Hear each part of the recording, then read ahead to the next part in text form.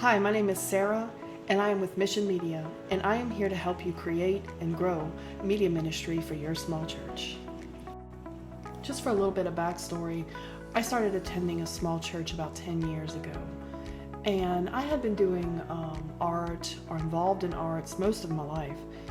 And I'm telling you, I really didn't think there was a place for the arts within the church at all until my pastor opened up my eyes to the world of stage design and graphic design. Now, when he first told me about it, or when he was first introducing me to it, I do have to say that I didn't think that I had the particular skill set to be able to do this. I mean, I was a painter and I sketched things and worked with glass and canvas. I never worked on such a large scale or computerized scale before. But what he taught me was that experience didn't matter. It was my desire to learn. That was what matters. And I'm here to help all those that have a desire to learn art and media ministry. And I want to help you through the experiences that we've had at the Mission Church and experiences that I have personally had. We're going to be going over the pros and cons and a few little details about Photoshop and Canva. Okay, the first thing that we're going to go over is cost, because usually that's the first question that I get. Sarah, this is a really cool tool, but how much does it cost? Well, let's start off with Photoshop. Photoshop costs $20.99 a month. You get access to an app for your phone, and you also get access to software for your computer. This is only for one license, so one person can use it at a time. There can be different people at your church that share the license, so I could have it, I could have a team member that has it, but we both can't be logged on to the license at the same time. Now, Canva is $12.99 a month.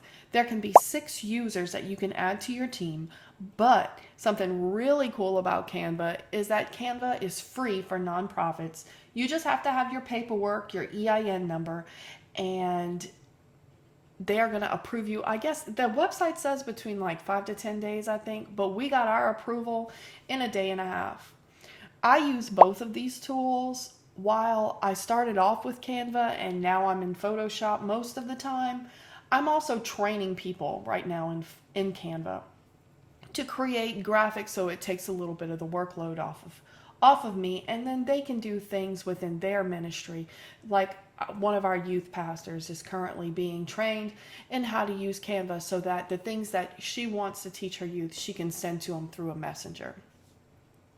So with Photoshop, it's $20.99 a month for one license, but you have unlimited creative freedom.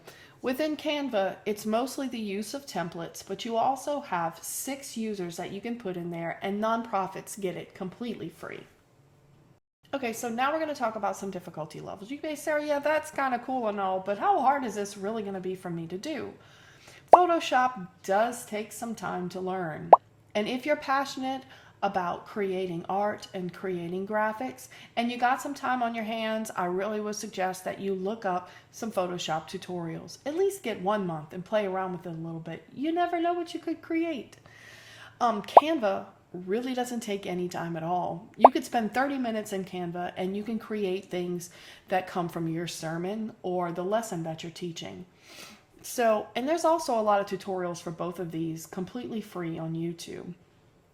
I strongly suggest that whichever one of these avenues you decide to go down, that you would educate yourself on it so that you don't feel frustrated in the middle of the process.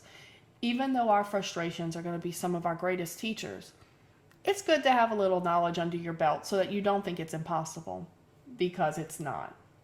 So let's talk limitations. We all know everyone has their limits, but Photoshop don't really have many of those, so we're going to start there. Photoshop has absolute amazing creative freedom, but within that creative freedom, that can be a little intimidating and limiting in itself to someone without a whole lot of experience in graphic design. It doesn't really offer a whole lot of templates, and you have to start everything from scratch. I love that. I like to be able to have complete creative freedom. So I would say that you're limited only by your mind and by the experience that you have. But Canva has a ton of templates. Like when I first started in the graphic design world, I used Canva to teach me about placement of text by looking through a lot of their templates. It gives you a lot of parameters. But there is creativity to be had within those perimeters in Canva too. If you've never done social media content before, it's good to have guidelines to kind of teach you what works and what doesn't work at first. You are limited in what you can create in Canva, but those limitations will teach you some of the things that are acceptable and aren't acceptable within the graphic design world. So I believe that Canva is a good starting point and Photoshop is like the end destination. This can be a very busy time, and pastors are especially busy. Pastors or anyone that works in ministry. So we have to talk about the time investment in each one of these options. So Photoshop does take a substantial amount of time to learn, just to be able to do basic things. So you do have to put in some hours of learning time, watching tutorials. But after that, processes kind of come naturally. So after you put in the investment of time to learn the software, you really have learned that software plus some of Adobe's other softwares as well, because it has some of the same processes, but we'll get to that a little later. Be sure when you sit down to learn Photoshop, you have a decent amount of time available, because you don't want to start and then be in the middle and then have to come back, because then you're probably going to have to start that over again. Canva, you can really sit down and create something immediately. I say 30 minutes to an hour really. Probably the first time you sit down with Canva, you're going to have to look around the website. You're going to have to watch some of their tutorials that they have on their website, because they do have a substantial amount of tutorials on their website that will teach you how to navigate and create things. So long story short, you're going to need a little bit more time for Photoshop, and you're going to need a lot less time for Canva. So overall, I really want to give it to Canva, because Canva seems to be the best option if you're a beginner at social media, and if you're wanting to create content, put your brand information in, keep up with all the colors and fonts to make sure that all the graphics that come out of there look like they're coming from your church. Photoshop is excellent for intermediate to advanced users. Photoshop will give more creative freedom and will increase your ability to create content specifically geared to what you want your ministry to have. But I think if you're a beginner, everyone should have Canva. Well, not even if you're a beginner.